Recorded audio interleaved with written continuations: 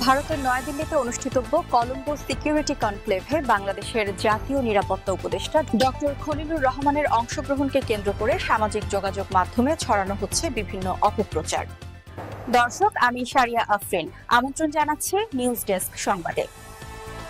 আজ প্রধান উপদেষ্টার কার্যালয়ের একজন মুখপাত্র সংবাদ মাধ্যম সমূহকে জানান, 19 ও 20 নভেম্বর নয়াদিল্লিতে আয়োজিত কলম্বো সিকিউরিটি কনক্লেভের 7তম জাতীয় নিরাপত্তা উপদেষ্টা পর্যায়ের বৈঠকে বাংলাদেশ প্রতিনিধি দলের প্রধান হিসেবে জাতীয় নিরাপত্তা উপদেষ্টা ডক্টর খলিলুর রহমানকে সরকারিভাবে মনোনীত করা হয়েছে।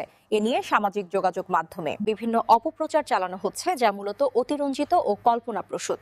এ সকল অপপ্রচার থেকে সকলকে বিরত থাকতে আহ্বান জানানো হয়েছে। আঞ্চলিক সহযোগিতা জোরদারে অন্তর্বর্তীকালীন সরকার ইতোমধ্যে বেশ কয়েকটি উচ্চ পর্যায়ের ফোরামে অংশ নিয়েছে। প্রধান উপদেষ্টা বিমস্টেকের বর্তমান চেয়ারম্যান হিসেবে দায়িত্ব পালন করছেন এবং সার্ককে পুনরায় সক্রিয় করতে ধারাবাহিক প্রচেষ্টা চালিয়ে যাচ্ছেন। এর আগেও জাতীয় নিরাপত্তা উপদেষ্টা ডক্টর খলিলুর রহমান চীনের কুনমিংয়ে অনুষ্ঠিত চায়না ইন্ডিয়ান ওশান রিজন ফোরামে বাংলাদেশ প্রতিনিধি দলের নেতৃত্ব দেন। নয়াদিল্লির এই কনক্লেভে অংশগ্রহণ তার নিয়মিত কূটনৈতিক দায়িত্বেরই ধারাবাহিকতা।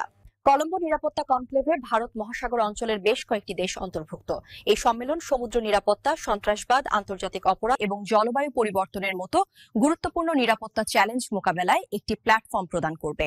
উচ্চ স্তরের এ সংলাপে ডক্টর খলিলের অংশগ্রহণ আঞ্চলিক সহযোগিতা, নিরাপত্তা কূটনীতি এবং প্রতিবেশী দেশগুলির সাথে ঘনিষ্ঠ সম্পর্ক গড়ে তুলতে বাংলাদেশের কৌশলগত ভূমিকা গুরুত্ব পাবে বলে মনে করা হচ্ছে। একই সাথে নিরাপত্তা উপদেষ্টা বৈশ্বিক জলবায়ু পরিবর্তন মোকাবেলা এবং আঞ্চলিক নিরাপত্তা জোরদার করতে ফোরামকে আরও সক্রিয়ভাবে কাজে লাগানোর ইচ্ছা প্রকাশ করবে বলে জানা যায়।